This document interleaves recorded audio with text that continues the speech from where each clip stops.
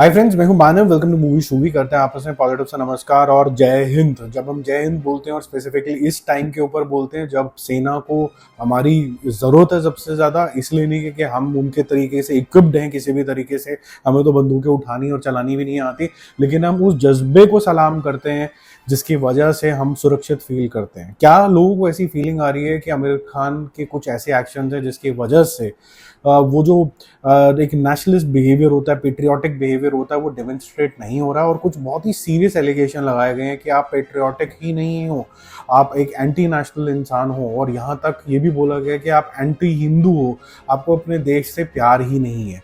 अब इसको एनालाइज करने के लिए मेरे ख्याल से let's analyse his actions than his words, because action speaks louder than words. कि एक्शन किस तरीके के हैं, क्या वो एक्शन एक anti national anti Hindu behaviour demonstrate कर रहे हैं कि नहीं कर रहे हैं, उसको एनालाइज करते हैं। ये एनालिसिस बड़ा ही फेयर तरीके की स्टेटमेंट्स करेगा, कोई जजमेंट पास करने की कोशिश नहीं करेगा, ताकि इतनी नॉइज के अंदर हम कुछ एक सेंसिबल कंक्लूजन के ऊपर पहुंच पाएं और क्या हम ये बोल पाएं कि भाई let us not forgive Aamir Khan action और let us forgive him.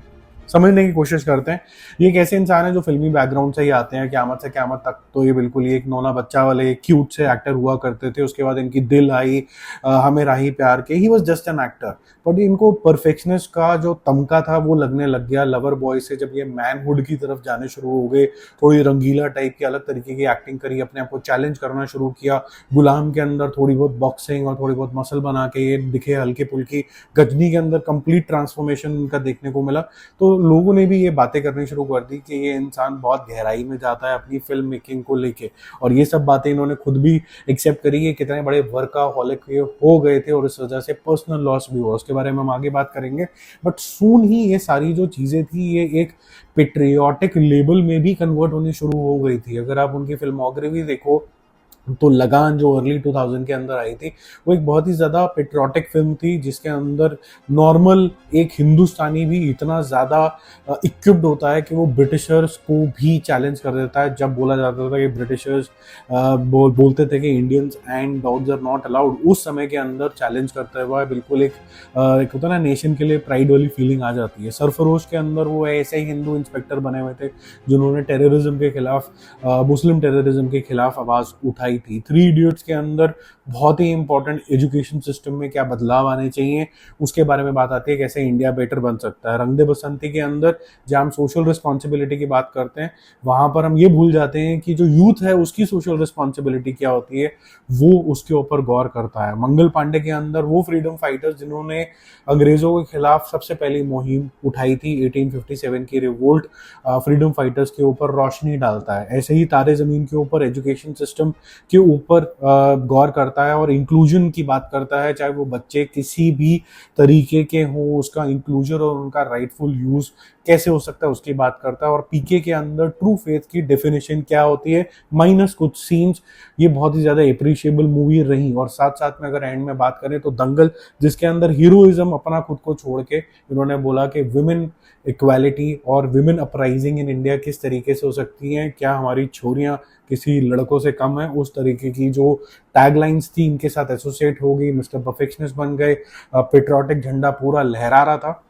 But in between ये सब अचीव करने में इनकी काफ़ी सारी शादियां हो जाती हैं, 3 शादियां होती हैं। उसके बाद वर्कोहॉलिक इतने ज़्यादा हो जाते हैं, बच्चों पे ध्यान नहीं देते हैं, एक पर्सनल गिल्ट भी शायद अंदर चल रही होती है। लेकिन वो गिल्ट कितने हद तक सही है, कितने हद तक गलत है, ये मैं आपकी जजमेंट के ऊपर छोड़ता हूँ, क्योंकि आज ये चौथी शादी की तरफ बढ़ रहे हैं। ये थोड़े से ओवर कॉन्फिडेंट भी हुए, क्योंकि इतनी जब तारीफें आती हैं तो दिमाग के अंदर वो चीज़ें चढ़ती भी हैं। वो एक बिग लीग के एक अचीवर, इंटेलिजेंट मैन कहलाने लग गए। लेकिन 2000 में उन्होंने 2020 के अंदर ऐसा कुछ कांड किया जिसकी वजह से उनका डाउनफॉल शुरू हो गया। और 2022 के अंदर जब ये फॉरेस्ट गम की रीमेक आती है, लाल सिंह चड्ढा, उसको बुरी तरीके से गड्ढे में गिरा के बॉयकॉट किया जाता है। इसके 5-6 रीजंस थे, और वो सारी ऐसी चीज़ें जो अभी तक एक बड़े स्टार को बनाने के पीछे, उसकी इंटेंशन के पीछे थी, वो सब इग्नोर होती चली जाती हैं, क्योंकि ये जो काम थे ये नेशन के जस्ट खिलाफ लगने लग जाते हैं।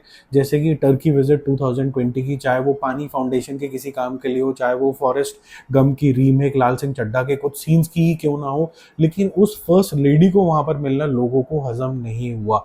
यहाँ पर ना हिंदू या ना मुसलमान की कोई बात आती है इंडिया की, कि जब एक ऐसी कंट्री है टर्की जो कि पाकिस्तान से अच्छे रिलेशनशिप के अंदर है और उसकी इंटेंशन हमेशा पाकिस्तान का साथ देने के लिए होती है, तो हम ऐसा क्यों करें। कुछ इंटेलिजेंट लोगों ने ये भी बोला है कि सिर्फ ये विजिट करने नहीं गए थे, टर्की तो दुनिया भर की जना जाती है ट्रैवल करने के लिए, और आज जाके वो कैंसिलेशन आ रही हैं जब पाकिस्तान के ऊपर अटैक हुआ और टर्की ने डायरेक्ट तरीके का उनके ऊपर सपोर्ट दिखाया, ड्रोन वगैरह दिए, जो भी किया। तो ये तो सब लोग ही चाहते थे, क्या वो भी एंटी नेशनल है, ये भी मैं आपकी समझ के ऊपर छोड़ता हूँ, बट लार्जली इनका वहां जाना, फोटो सेशन कराना किसी को भी ढंग का नहीं लगा कि आप अपना डिस्टेंस मेंटेन कर सकते थे और आपको वहां जाके फर्स्ट लेडी के साथ ऐसी क्या चमत्कारी चीजें करने की जरूरत पड़ गई थी कि आपसे वेट ही नहीं हो रही थी। दूसरे नंबर में जो क्रिटिकल फैक्ट इनको मिला वो था साइलेंस ओवर नेशनल इश्यूज। जो इधर उधर के इश्यूज होते हैं वहां पर तो ये सबसे पहले कोई ना कोई ट्वीट कर देता है, लेकिन जब पहलगाम के बारे में बात हुई, अटैक हुआ या फिर ऑपरेशन सिंदूर के बारे में हुआ, तो ये हमेशा लेट हो गए। पहलगाम के अंदर इन्होंने एक दिन की देरी करी, लेकिन ये वहां पर अपने स्टेज के ऊपर भी और इनके ट्वीट वगैरह के अंदर, इंस्टाग्राम पोस्ट के अंदर, जो आमिर खान प्रोडक्शन का हैंडल इनका कुत्ता को तो है नहीं, वहां पर इन्होंने डाला कि he criticizes any act of terrorism, but Operation Sindoor के बारे में इन्होंने सिर्फ एक दिन पहले रिलीज किया जब इनकी पिक्चर सितारे जमीन का ट्रेलर आने वाला था, और लोगों को ये एंटिसिपेशन थी कि जितने भी बड़े बॉलीवुड के स्टार्स हैं, और सिर्फ बॉलीवुड नहीं क्योंकि साउथ के एक्टर्स ने भी नहीं किया कोई खास ट्वीट्स और इंस्टाग्राम, ये जरूर करें और ये करें, और क्योंकि इनकी एक बड़ी वॉइस है, बड़े सारे फॉलोअर्स हैं, और अगर एक मुस्लिम एक्टर अगर इसके खिलाफ बोलता है तो वो ज्यादा नेशनल कहलाता है, तो सबकी उम्मीदें थी कि ये करेंगे, और इनका जो आया वो लेट आया। हालांकि जो बाकी इनके सहपाठी हैं सलमान खान और शाहरुख खान, उनका तो अभी तक नहीं आया, लेकिन इन्होंने डाला और फिर वो और क्रिटिसिज्म के अंदर चला गया, क्योंकि आप साइलेंट थे, आपका पोस्ट आता है और अगले दिन आपका मूवी का ट्रेलर आ जाता है, तो लोगों ने इसको मैच कराने की कोशिश करी कि जब आपको करना था, जब पीक था, ऑलमोस्ट वॉर डिक्लेयर हो गई थी, तब आपने क्यों नहीं किया। ठीक है, तो ये थोड़ा अपॉर्चुनिस्ट जोन के अंदर चला जाना शुरू हो गया, परफेक्शनिस्ट से अपॉर्चुनिस्ट का इनको लेवल लगना शुरू हो गया। तीसरी चीज जो इनके साथ हुई कि पास्ट के जितने भी कमेंट्रीज इन्होंने करी इंडिया के अंदर, इनटॉलरेंस बढ़ रहा, और स्पेसिफिकली 2014 के बाद, और ये जो अपराइजिंग ऑफ हिंदूज था फॉर देयर ओन राइट्स, ये जितने भी अपराइजिंग थी इसके अंदर, ये जो तरीके के जो रिमार्क्स थे, जहां पर इतना इन्फ्लुएंशियल इंसान जो काफी सेफ है अपनी जगह के ऊपर, वो बोलने लग गया कि जो इंडिया के अंदर अगर कोई अपने हक की लड़ाई की आवाज उठाता है तो वो इनटॉलरेंट हो जाता है।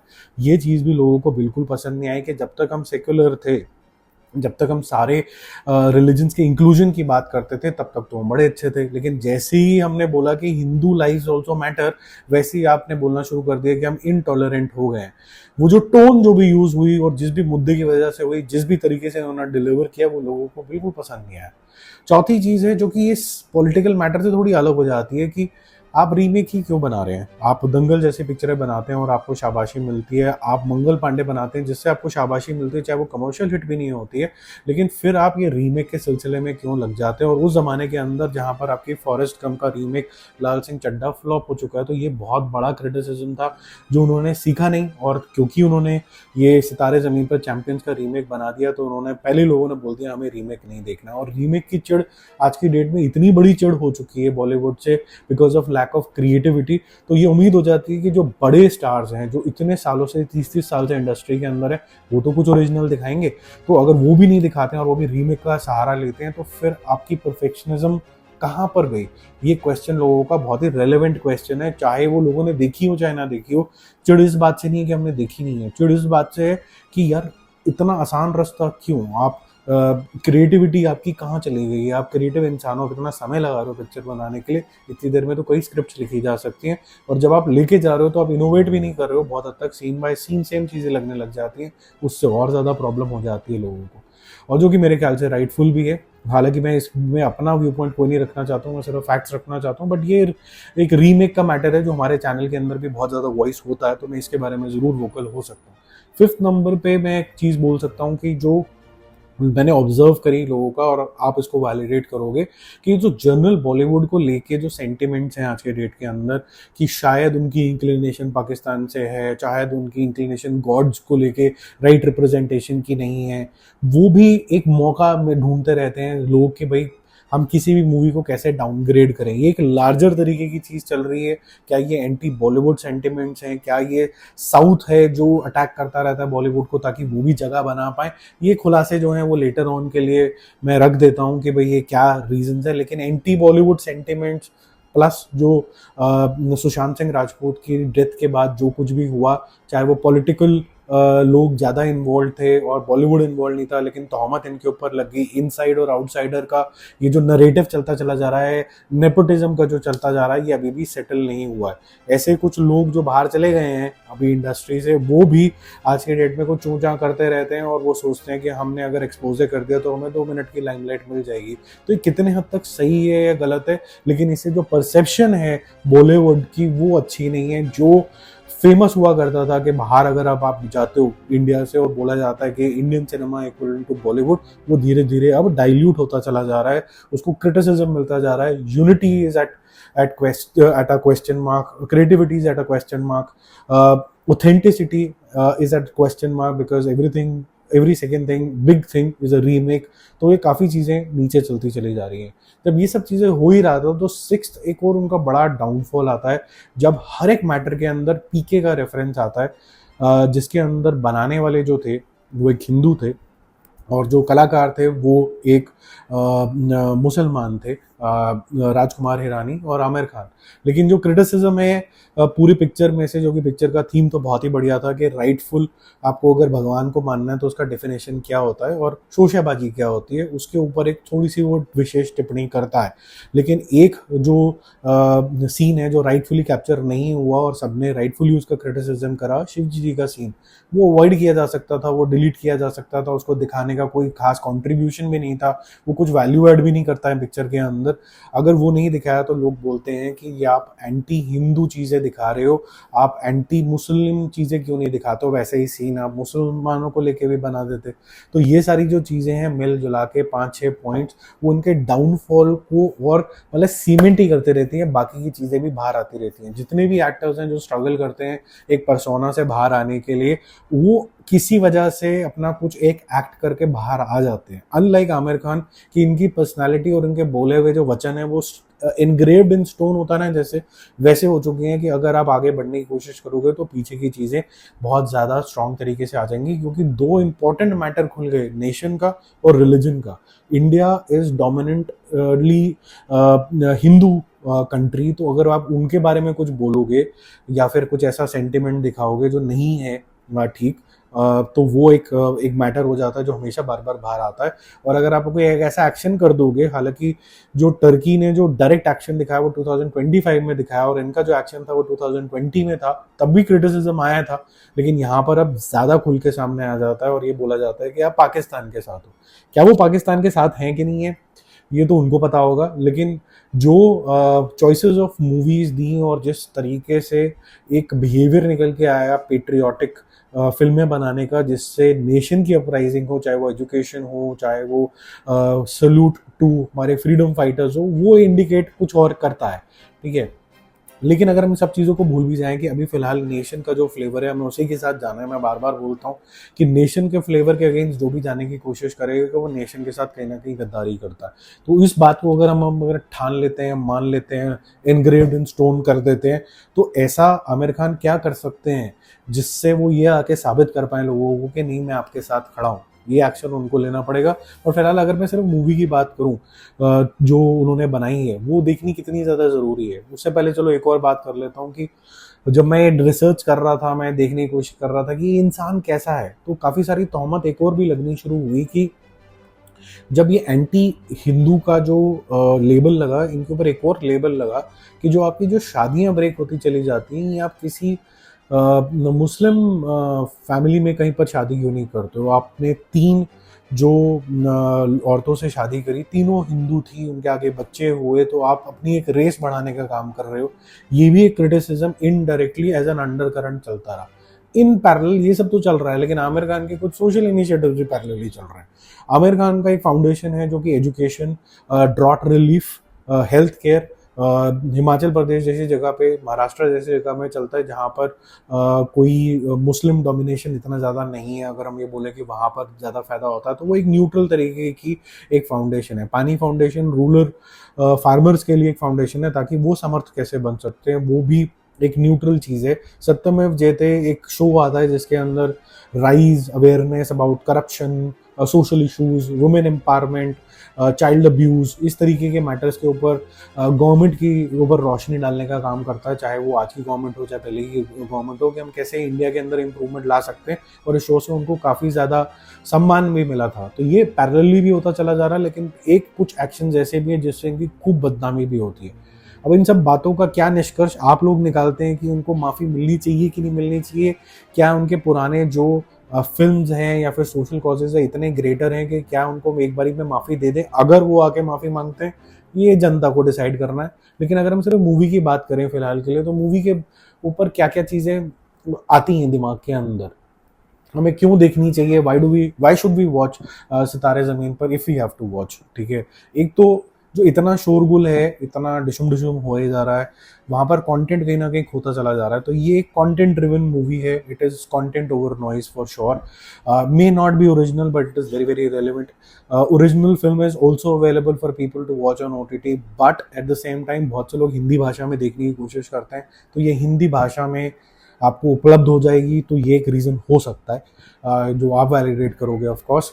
और सोशल जो इम्पैक्ट है इन सब चीज़ों का, कि डाउन सिंड्रोम के जो बच्चे हैं जिनके घरों में ये बच्चे आते हैं, उनको निगलेक्ट नहीं करना है, उनको कहीं छोड़ नहीं देना है, उनके लिए आप क्या कर सकते हो उसके ऊपर एक बहुत अच्छा एक मैसेज जाता है। तो ये एक अच्छा चीज़ है, जैसे कि उनकी फिल्मों की चॉइस रही है, किसी ना किसी इंपॉर्टेंट मुद्दों के ऊपर आप हमेशा फोकस करते रहो, तो ये भी एक इम्पॉर्टेंट मुद्दे रहे हैं।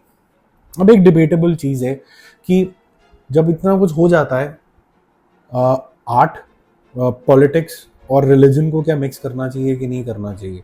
जब हम ये बोलते हैं कि पाकिस्तानी कुछ एक्टर्स हैं जिनको पोस्टर से भी हटा देना चाहिए, अब उनके जो ऐसे स्टेटमेंट्स आती हैं जो जेन्युइनली एंटी इंडिया होती हैं, तो हम उनको बोलते हैं कि भाई थैंक यू वेरी मच, हमें तो आपकी शक्ल भी नहीं देखनी है। तो क्या ये चीज़ हमें एग्जैक्टली विदाउट एनी पास्ट चीज़ें हटा के आमिर खान के ऊपर भी लागू करनी चाहिए? या हमें ये बोलना चाहिए कि लार्जली ये आदमी ने अच्छा काम किया in the past many years, लेकिन ये जो कुछ बेवकूफ़ी के काम करे हैं, अगर ये आके अपॉलोजेटिकली बोलते हैं कि मेरे से सॉरी है, तो क्या हम इनको माफ़ करने के लिए तैयार है कि नहीं है? इसका आंसर मेरे पास तो नहीं है ऑनेस्टली, मैं सिर्फ फैक्ट्स रख सकता था आपके सामने। ये जनता जनार्दन को एक क्विज ही है कि क्या वो माफ़ करेगी आमिर खान को, अगर वो आके ओपनली एक्सेप्ट करते हैं कि मैं टर्की गया, मैंने मिला, मेरी इंटेंशन जो भी थी, लेकिन ये राइट स्पिरिट में लोगों ने नहीं ली। I am sorry for that, let's move forward and I am committed towards India and India alone. अगर वो ये बोलते हैं तो क्या जनता उनको माफ़ करेगी कि नहीं करेगी? Question to you, please respond very very carefully और सभ्यता के दायरे में इन द कॉमेंट बॉक्स। जय हिंद।